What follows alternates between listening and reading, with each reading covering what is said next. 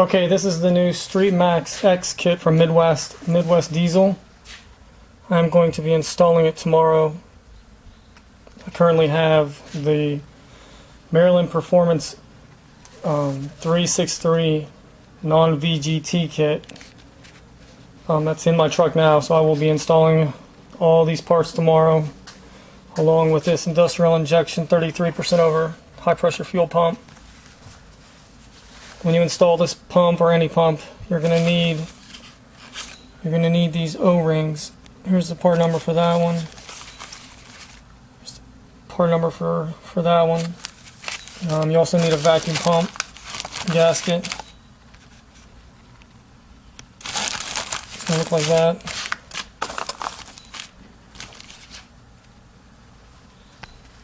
This is the new Streetmax X.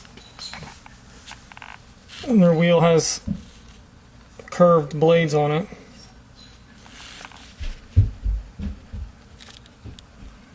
Compared to the factory. This is a 2011 to 2014 factory turbo. I just got it out. I had it on the shelf for about a year. As you can see, it's a big difference.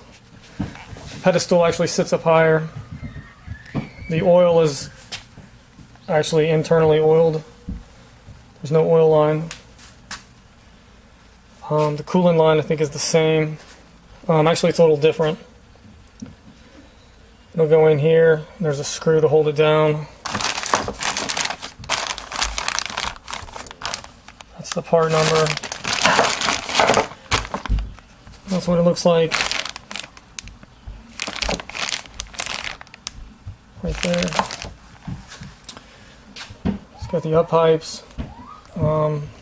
Shield for the turbo. Upper intake manifold, I actually won't be using this. I have a aluminum intercooler piping. Here's the down pipe. That is MBRP makes it. 4-inch down pipe. Exhaust manifold, shield, gasket. One thing I did is I put this plate on there. I got a new one, I already have one, but this is a new one, and I use ARP studs to hold it on with. So you don't have to worry about those bolts snapping off in the future if I ever need to take this off. Looks like a turbo boot. Studs for the exhaust manifold. I think there's also a plug in there for one of the up pipes. So this is the kit, and here's the pump from industrial injection. It doesn't have a keyway on it. So from what I understand, I called in. It doesn't matter. You just put the gear on. Don't even have to clock it or time it. I mean. So.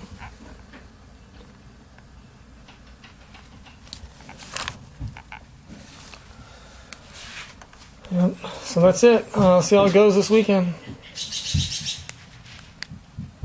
Alright, so we're about to start this. I got all my directions. It's going to tell me how to replace the fuel pump. I already know how to replace the turbo. I've already done that. This is the truck.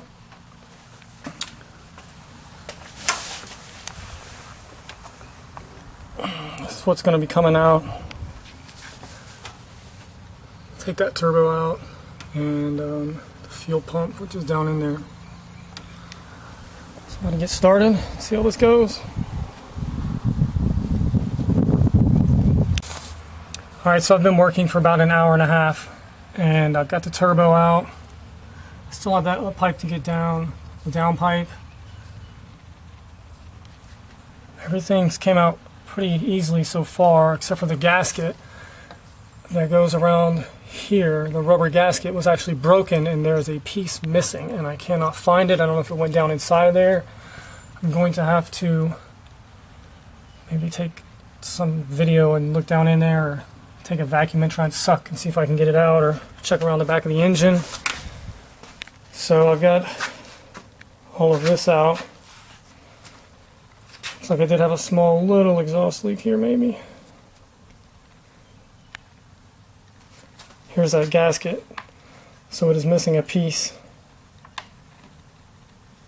And it looks like it maybe just broke. I'm not sure. So everything else came out pretty easily. Here's the turbos. So this is the Maryland Performance Diesel kit. The stock 2011, and then the new Streetmax X. So they're all three right there.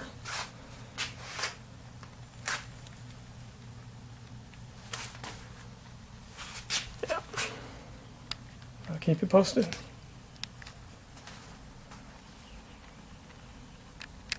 Okay, so I've gotten this far. One thing I noticed is this gasket right here.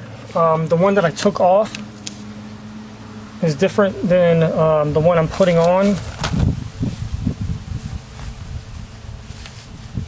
So the one that I took off, I don't know if you can tell, but these want to come off, and then there's these little pieces right here that you don't want these to fall down inside, because that's not going to be good. Another thing is, I don't know if you can tell, but there's a heat shield right here, whatever's left of it. So I went ahead and got another one ordered up here.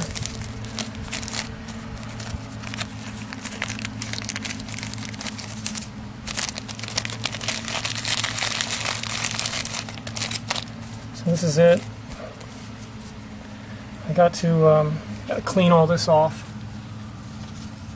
and then this will go like right there. So I got to scrape that junk off, put the new gasket on, and get it bolted up, and then I will get started on getting the fuel pump out.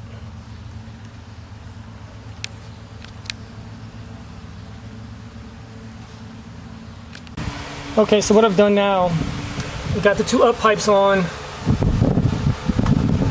exhaust manifold, shield actually might have to come back out so I can tighten it.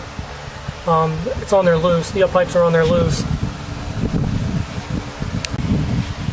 Okay, so I've gotten the up pipes on there, exhaust manifold. I'm working on the fuel pump. What I've done is I have taken the upper shrouds off. It's about 6-7 bolts. It's not too bad. You got to unbolt this, leave it loose. Power steering pump's got to be left loose. Then what I did is I released the tension on the belt by going counterclockwise, which is down.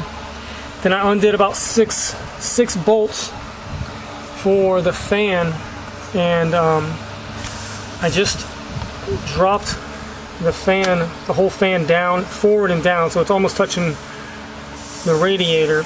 And now that enables me to get to, see, we gotta get these bolts here out. This one. Oh, actually it's this one. These here. Get those out, and then I think this is maybe for the fuel pump. I'm not sure. I'll have to double check, but let me get this out and I'll let you know how it goes. Okay, so I got all the bolts out, and let's see.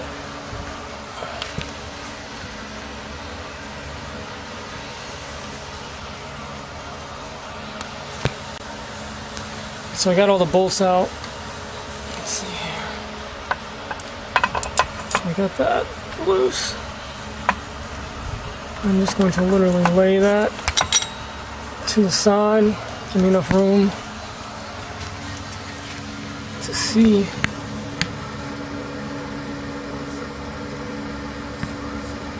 What's we got down there?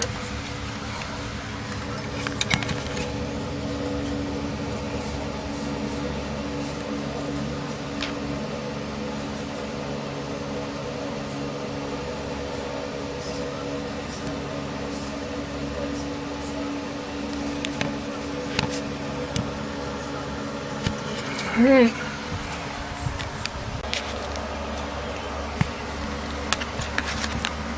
Okay, so I ended up getting the gear off,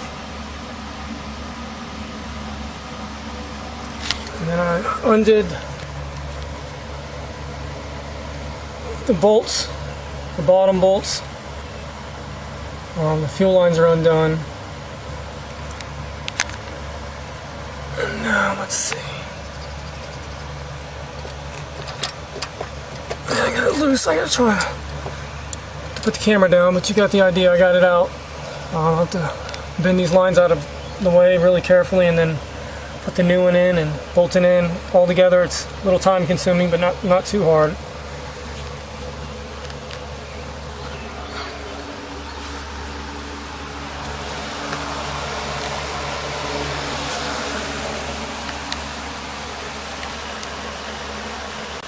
Alright, I had to put the camera down for a second, but I got it out. It wasn't too hard. This pump here has 200,000 miles on it, so it is about time to replace. Now this one does have the key on it, this one does not. I was told by industrial injection it doesn't need to be timed or anything. You don't have to get the marks right. You just pull it out, put the new one on. It's a tapered shaft. When you put the gear on, put the nut on, torque it down, it should tighten it up and it should be good to go. So.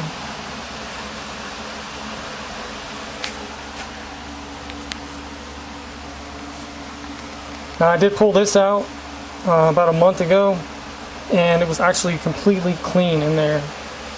So, like it should be, but that's the pumps.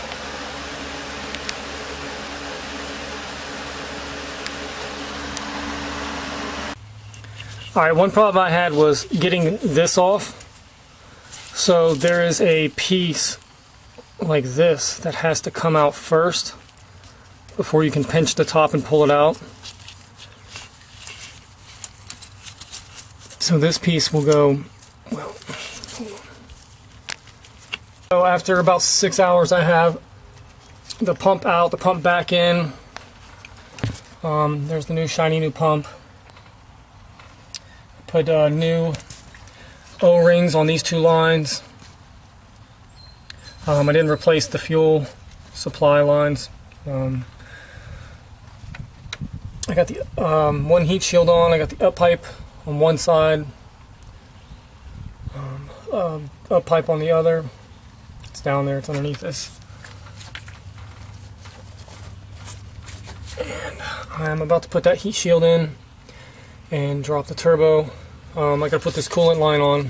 I had it blocked off from the budget kit, but I gotta pull this off. I got a new one to go on there. When I put this new coolant line that goes in here, the hard line, I actually have a new O-ring for that. That's gonna connect into here.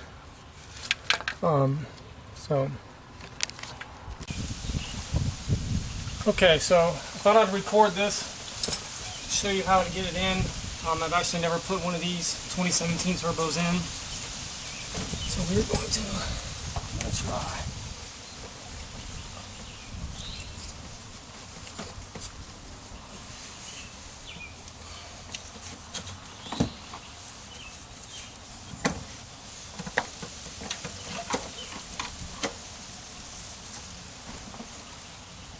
God, these are a little bit heavy.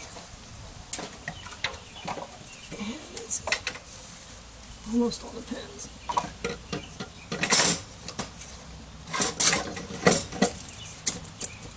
There we go. Not too hard. It was actually first attempt. So as you can see, I got it in there. I already put the up pipes in there loose. I put the bands on there too, the little clamps. So all I got to do is slide them over. I got the down pipes in there too. You see it's on the little pins. As you can see, it actually is not that hard.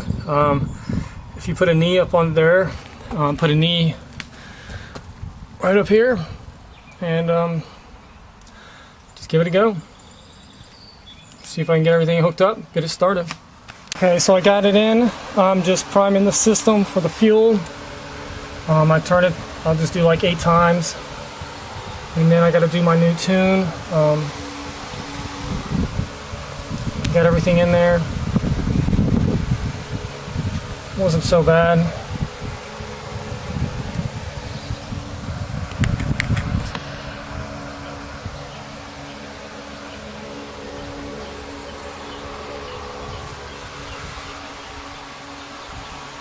So gotta crank it up, let it idle, put some more coolant in it, see how she does.